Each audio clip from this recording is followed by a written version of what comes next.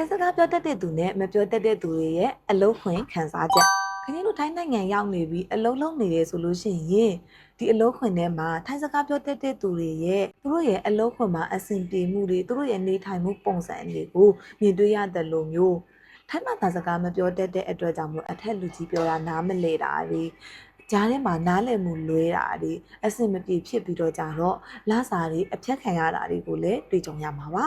ဒီလိုမျိုးသူတို့နှစ်ဦးရဲ့ခံစားချက်ကတော့တူးနေမှာမဟုတ်ဘူးเนาะဘာသာစကားရဲ့အတားအဆီးကြောင့်ကိုယ့်ရဲ့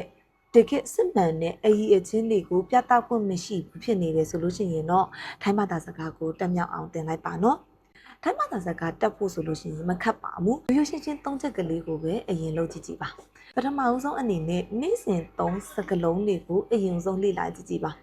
ဥပမာအနေနဲ့ပြောရမယ်ဆိုလို့ရှိရင်စားသည်ပေါ့နော်စားသည်ကိုထိုင်းလိုဘယ်လိုပြောလဲဆိုတော့ kin kin kin ထမင်းစားတယ်ဆိုတာကို kin ข้าวလို့သုံးလို့ရပါတယ် kin ข้าว kin ข้าวသွားသည်ကိုဘယ်လိုပြောလို့ရလဲဆိုတော့ ไปအလုပ်သွားတယ်ဆိုရင် ไปทำงานဒီလိုမျိုးကိုနေ့စဉ်တူကသုံးလုံးနေတဲ့စကားလုံးတွေကိုအရင်ဦးဆုံးလေ့လာကြည့်ကြည့်ပါ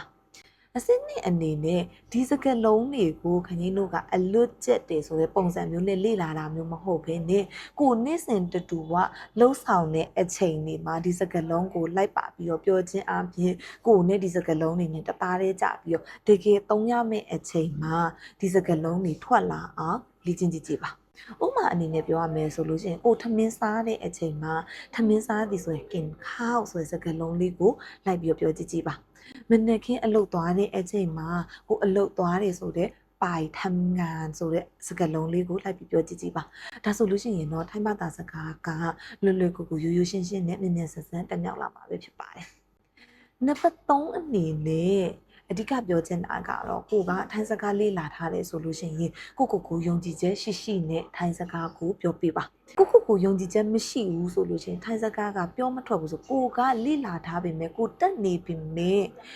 မတက်တဲ့သူတယောက်လို့ဒုက္ခတွေစိတ်ဆင်းရဲမှုတွေကိုဆက်ပြီးတော့ကြုံတွေ့ရမှာပဲဖြစ်ပါတယ်တကယ်လို့ထိုင်းဘာသာစကားကိုအချိန်တူအတွင်းမှာအလွယ်ကူဆုံးအယိုးရှင်းဆုံးနည်းနဲ့တကယ်တက်မြောက်အောင်သင်ချင်နေဆိုလို့ရှိရင်တော့ခင်ဗျားတို့ရဲ့ထိုင်းဘာသာစကားသင်တဲ့အကြောင်းမှာသင်တန်းလာပြီးတက်လို့ရပါတယ်သင်တန်းတက်ချင်နေဆိုလို့ရှိရင်တော့အောက်က comment မှာ